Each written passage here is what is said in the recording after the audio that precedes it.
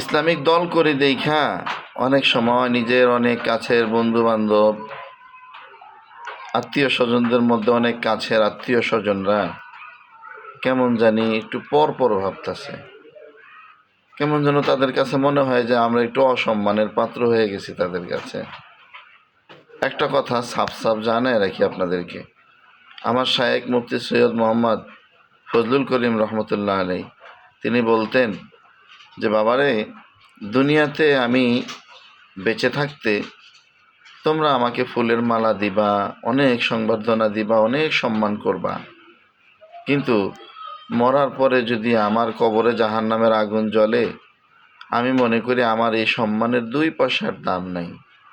কিন্তু মনে রাখো, তোমরা আমার গাড়িতে জুতা নিক্ষেপ করতে পারো, আমার গায়ে থুতু নিক্ষেপ করতে পারো, আমাকে যা ইচ্ছা তাই বলতে পারো, তোমার যেমনটা মনে চায় তেমন, কিন্তু আমার আল্লাহ তাআলা যদি আমাকে কবরের ভিতরে মাফ করে দেয়, তাহলে আমি সেটাই ভালো মনে করি।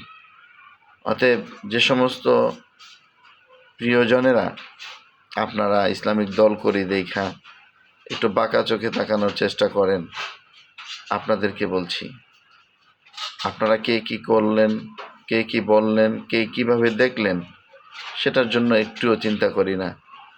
আমি ভালো কিছু চাই আল্লাহ তাআলার কাছে, আপনাদের কাছে না। আর ভালো মন্দ সব কিছুর মালিক আমার আল্লাহ। অতএব আপনাদেরকে দাওয়াত দিয়ে যাচ্ছি, দুনিয়াতে কয়দিন বেঁচে থাকবেন, আসেন ইসলামের ছায়াতলে আসেন, ইসলামী হুকুমত প্রতিষ্ঠার জন্য আসেন, কাঁধে কাঁধ মিলিয়ে আন্দোলন করি, আল্লাহর জমিনে আল্লাহর দ্বীন প্রতিষ্ঠার জন্য আন্দোলন করে প্রয়োজনে জীবনটাকে অকাতরে বিলিয়ে দেই, তবেই যদি সফলতা আমাদেরকে হাতছানি দেয়। কিন্তু যদি দুনিয়ার গোলামি আমরা একেবারে যেভাবে করতেছি এভাবেই করতে থাকি, তাহলে এই দুনিয়াটা তো চিরস্থায়ী নয়, এই দুনিয়াটা ক্ষণস্থায়ী। তাহলে একদিন না একদিন যেহেতু দুনিয়া থেকে চলে যেতে হবে, তাহলে পরকালে কিন্তু ধরা খেয়ে যাব। এই জন্য আসুন সকলে দল মত নির্বিশেষে সব কিছু ভুলে গিয়ে ইসলামের রাস্তায় চলি, ইসলামী হুকুমত প্রতিষ্ঠার জন্য সকলেই ইসলামী আন্দোলনের ছায়াতলে আসার জন্য সকলের কাছে অনুরোধ জানাচ্ছি। ভালো থাকবেন, সুস্থ থাকবেন। আল্লাহ হাফেজ। আসসালামু আলাইকুম।